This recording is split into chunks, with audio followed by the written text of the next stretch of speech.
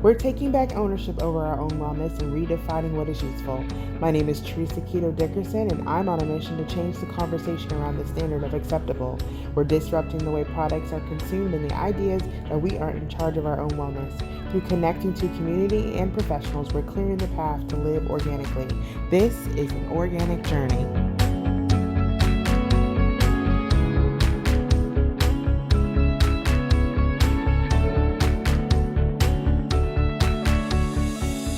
Thank you very much for joining us again on the Organic Journey Network. I'm pleased that you decided to come and join us again. Today we're going to be speaking with Shavonda Brickley, and she's better known as Shrinking Shavonda. Yes.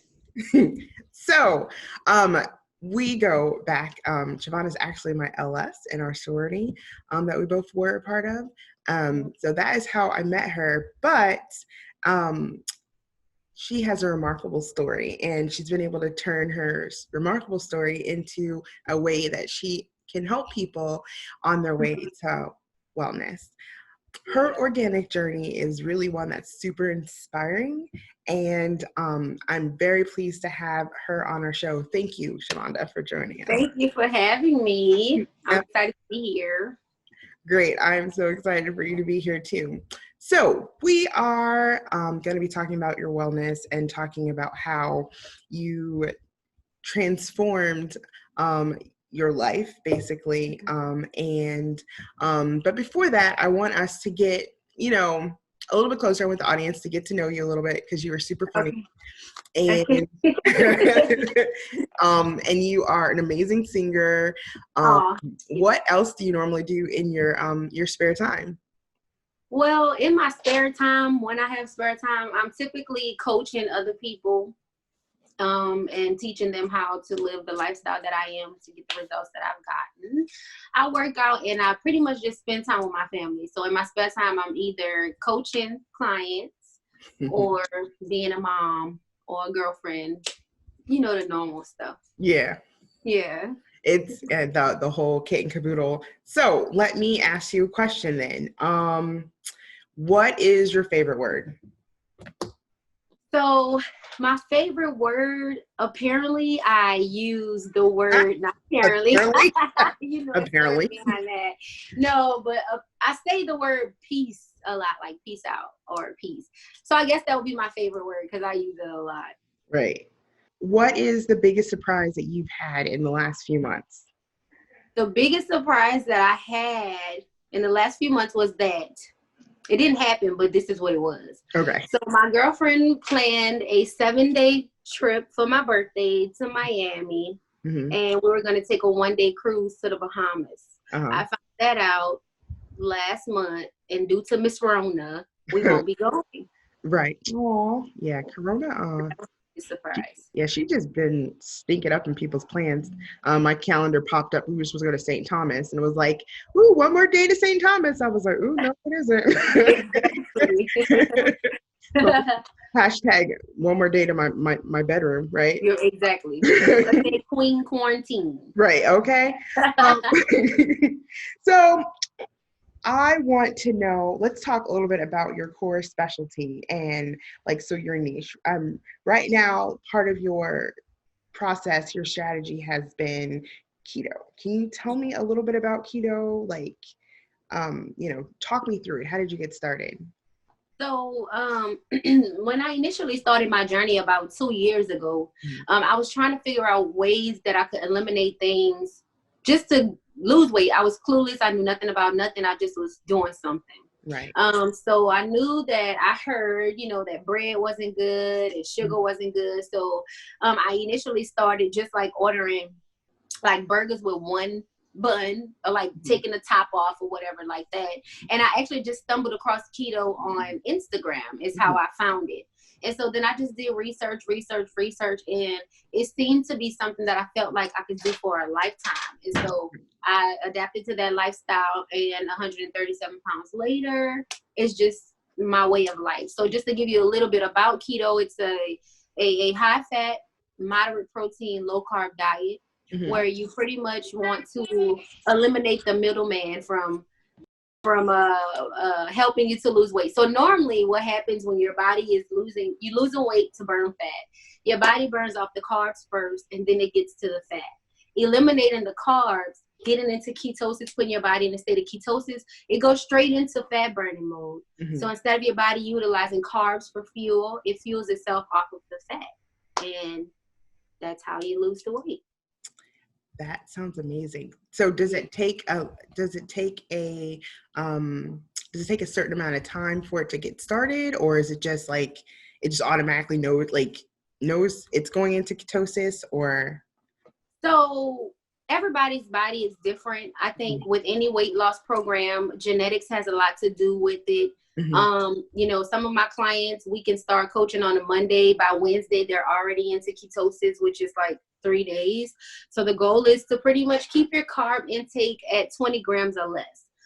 If you do that, I will give you between 1 to 7 days and you'll enter into the state of ketosis. Now, I do also encourage people to don't cheat, because what it does is it just starts you over once you're kicked out. So you're going back into that whole cycle all over again. Within 21 days of consistent keto, you will begin to see drastic changes, whether it be on the scale or just inches in your waist. You will see changes. And I mean, I love it. You can eat really good food. Right. It's just amazing. It changed my life, honestly. Wow. So so keto is high protein, low carbs, but it can be from any proteins, right? Like it doesn't necessarily have to be like, it doesn't have to be meat. It doesn't have to be meat, protein, no. Wherever you can get protein from that doesn't conflict with the carb intake, mm-hmm. It's cool. You can do it. You can do it for sure. Right. Because it's mainly just, the main focus is just to keep those carbs at 20 grams or less. Now for a more rigorous exerciser, athletic person, they tend to be able to intake more because they're burning more, they're more active. But for person that like a desk job and don't work out, I mean, you can lose tons and tons of weight on keto without even exercising. Well, that's good to know for those of us who are stuck behind a desk and then not really doing anything. Myself. Right? So tell me a little bit about some of the myths about keto. Like I know a lot of people hear, oh, keto is just a fad. It's, it's going to go away. It doesn't really work. Like, tell me, what are some of the myths that are out there? So one of the biggest myths that I am aware of with keto is that people think because you can eat a lot of protein on keto, they think that keto diet is pretty much just bacon, cheese, and fat. Like just eating a whole ton of bacon. That's what I with any type of diet, that is a myth. That is not true, because with any type of diet, the key to losing weight, don't matter the program, is more carbs out than more calories out, right, than more calories in. So you still have to be in a caloric deficit, whether you're doing keto, paleo, right, vegan, whatever diet you choose, you still have to eat at a caloric deficit. So the biggest myth to me about keto is that you can just eat as much bacon as you want and mm-hmm. you will still lose weight. That is false. That is a good point. That is false. Although I used to love bacon, so. Now I do eat bacon, but I'm saying it's not all it is to it. Right, it's much more right. to keto than just bacon and grease right. and butter. You know how I felt about bacon. So what other things? So okay, so it's more caloric in, more calories out than in. Mm-hmm. It's also high in proteins, low in carbs. What about the fruits and vegetables? Like, is there like a certain balance that goes into the keto diet that allows? Yes, I'm sorry. Yeah, the keto diet. Yeah, because you can't have sugar on keto either. So you have to be careful with your sugar intake. And we all know that a lot of fruits are naturally filled with sugar, which most of them on keto you cannot have. So the fruits that you want to indulge, and when I say indulge, I mean, have them here or there, that's okay, that's kind of lower in carbs and in sugar, are berries. So strawberries, raspberries, blueberries, blackberries, those are the fruit that I advocate for on keto because they're lower in carbs and, low in sugar. I find for me, when I consume some of those, I don't overindulge in it. It doesn't kick me out of ketosis, so I know that I can have those things. So you mentioned this a couple of times. You talked about going into ketosis, coming out of ketosis. So what is it about, like, does the body like trigger something? Do you do you feel like a or something that makes you think that, like, lets you know that you've gone out of ketosis? How do you know? So the first thing is I always encourage beginners or people who don't feel that discipline to track every single thing that you put into your mouth. There's an app called Carb Manager that a lot of us keto folks use that tell us, it grades our food from A to F to let us know if we should be eating it or shouldn't eat it. So that's the first way that you should know. If you've gone over 20 grams, most likely you're going to get kicked out. Okay. The feeling of being kicked out of ketosis is not really a feeling, but when you have had too much carbs or you have had too much sugar, for me, I feel sluggish. I don't feel like I have as much energy. I'm bloated, like right away I'm bloated. And then I pee on a stick. It's a test stick that you could pee on. What? And based on, and I wish I had more right now. I'm out. I would have showed it to you, but it changes certain colors. You know how deep into ketosis you are. Sometimes it can give you a false reading if you're dehydrated. So making sure you're hydrated at all times is important, because some of the things that we cannot eat is where we get our electrolytes from. And so we have to add in electrolytes and different things like that. But it's not necessarily a feeling that you get when you kicked out, but it's like you kind of like know, because you don't feel so energized. You feel for me, I feel sluggish, and that's how I know I've had just too much of something. That's actually a good point.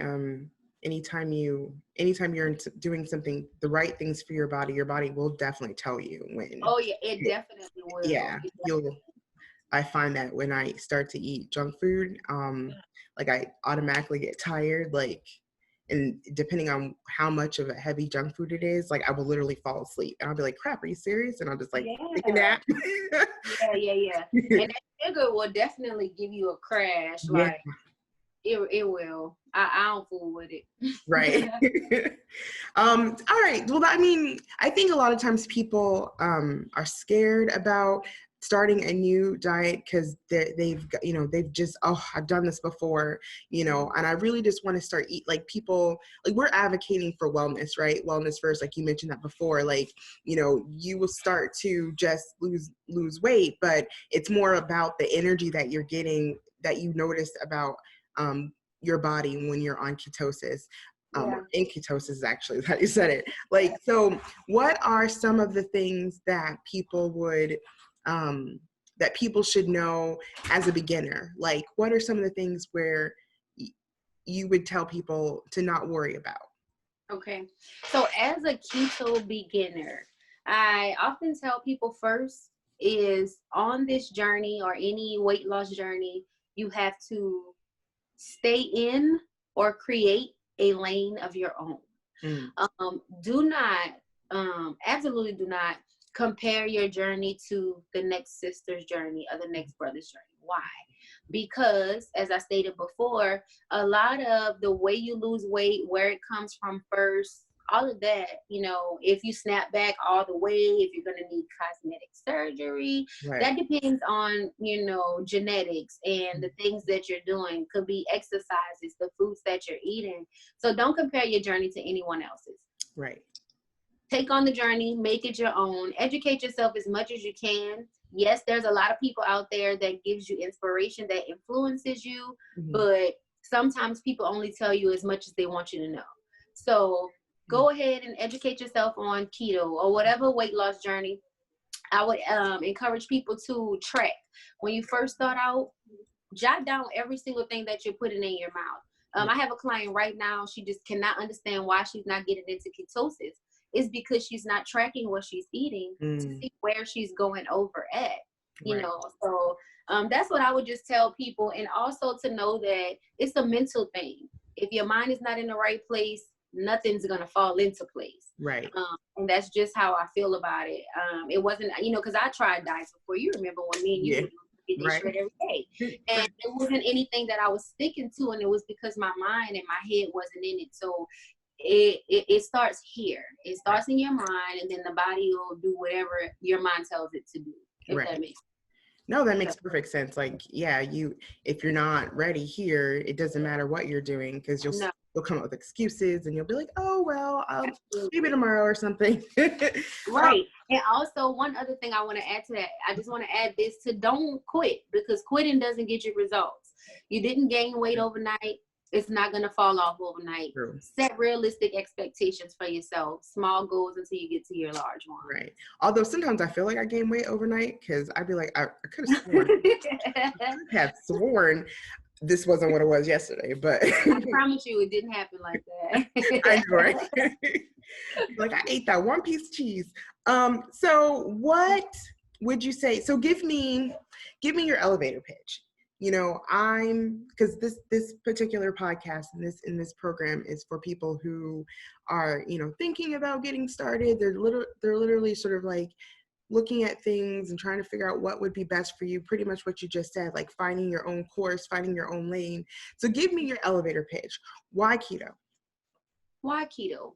Why keto? The reason why I personally chose keto was because it was a diet or a lifestyle that I felt like I could stick to for the rest of my life. Mm-hmm. You can eat really, really good, whole, healthy foods on keto. You can lose weight. You get mental clarity. Mm-hmm. Keto can reverse. I know people is reverse their diabetes, cholesterol, different things like that. I mean, I used to have aches and pains in my knees. Mm-hmm. I don't feel that way anymore. And it's so many things you can substitute. I tell people keto, think about all the things you can eat as opposed to the things that you can't. And why not keto? There's nothing to lose but weight. I like that. Ah. I like that. I'm gonna get that tag. So right. I was about to say that needs to be like shrinking Shavonda. Absolutely. I'm working on that. Yeah, I know. I'm working on that. So, all right. So for the last question, I want to know, what are some of the things that you're working on? Like you're sort of like, you're curious about right now? Like, what are some of the things you're researching right now around keto? So right now, I, of course, am always researching things about keto because I am a keto coach where, I take different clients or people that turn into clients that are interested in keto, wanting to know more about it. I offer a 1-week coaching. Right now, I have a 30-day challenge going on where I'm allowing people to bet on themselves to lose weight. Again, because there's nothing to lose but weight. Right. So I'm doing that. I'm always just reading about it because I don't know everything about it. All I can tell people is what I know. Right. And I feel like it's so much to know about the lifestyle because there's like strict keto, lazy keto, dirty keto, all these different types of ketos, and they all give you the same results. And that's what I want people to know and understand. I personally do dirty, lazy keto where I may still eat some processed foods. And the reason why I haven't gone to 100% strict keto is because what I'm doing is working. What I'm doing right now is working for me. So that's the reason why I do it the way I do it, you know? Yeah. That makes sense. You do what's working. Absolutely. So is there anything that I should have asked that I didn't, that you think somebody should know? Well, the only thing that I would say, not really, but the only thing that I do always, I just want to encourage people that no matter what lifestyle you choose to go to better your life for the betterment of your health, just stick with it. Just don't quit. Quitting does not get you results. Just focus on where you're going as opposed to where you're at. And just know that if you put in the work, there is a reward in the end. Right. And that's just that. If somebody is looking to purchase some supplemental, materials to help them with their journey on keto. What types of things would you recommend? Should people, I know for a fact that you used to do your lives with you at the gym doing like aerobics or something like that. Like, what do you recommend? Like weights? So right now, I can only recommend things that I have tried. Mm-hmm. So right now, what I am personally doing right now, well, in the beginning of my journey, I did a lot of cardio. Mm-hmm. I did a lot of cardio. Right now, I am focusing on weight training. Mm-hmm. So, I do work with a trainer. If you're not a disciplined person, I encourage you to work with a trainer because, you know, they give you that extra push. For me, if I'm in the gym and I'm just like, I'm over it, I leave. But if I'm there with my trainer, it's no such thing. Like, I'm there until my session is over. Right, because you paid for it. Exactly. Exactly. I mean, but people pay for the gym and they don't go. That is true. So, that is true. That is true. With that trainer there, on top of the fact that I'm paying, he is extremely, you know, he motivates me. Right. And he encourages me. And when I'm feeling like I want to give up, you have that person that'll give you that extra push. Right. And for those people that are not able to afford a trainer, you have to find something to motivate you. You have to find your why. My initial why was because I have a 15-year-old and, you know, soon, hopefully later, you know, she's going to reproduce and, you know, be married. And I wanted to be able to do my part to be able to be around to see those things. I knew that if I continued on the path that I was going, it was, you know, I could potentially not witness any of that, and it would have been doing to my own detriment, you know. So that's what was my initial reason for doing it. And then once I saw the results, they became addicting. I started feeling better. I looked better. I mean, I feel like I was cute. You were cute anyway, right? But you know, I'm bad. No, I'm just kidding. I mean, seriously, like my confidence is through the roof. You know what I'm saying? And I love that. Like, and I've always been confident. Even at 347 pounds, I was confident. But it's just something about knowing, you know, all the work that I put in to be where I am right now. Just knowing, and I did it all natural, you know, with the help of absolutely nothing but a strong mind, willpower, determination. It feels so much better to know that I literally earned what I have right now. Right. You know? So, yeah. Well, that is, if not anything, it is super motivational and, you know, inspiring. Like, you know, like you are now you're now my inspire. So shut up. Aw, and you are mine. You are mine. So I'm super proud of you. Just like on like a friend tip, like I told you over the phone, like I've showed your picture to like my coworkers. I was like, yo, this is my LS. Look at this amazing. Look at this. Like I posted on my own Instagram. People are like, who is this? I'm like, don't worry about it. This is amazing. This is LS. Like this is what it is, you know. So I just want to, you know, I just want you to know that it's super inspiring. And thank you so much. Thank you for agreeing to come on my podcast. Of course. For agreeing to be, you know, part of this. So well, thank you for thinking of me. Of course, I would do anything for you. You know that I can. Yeah.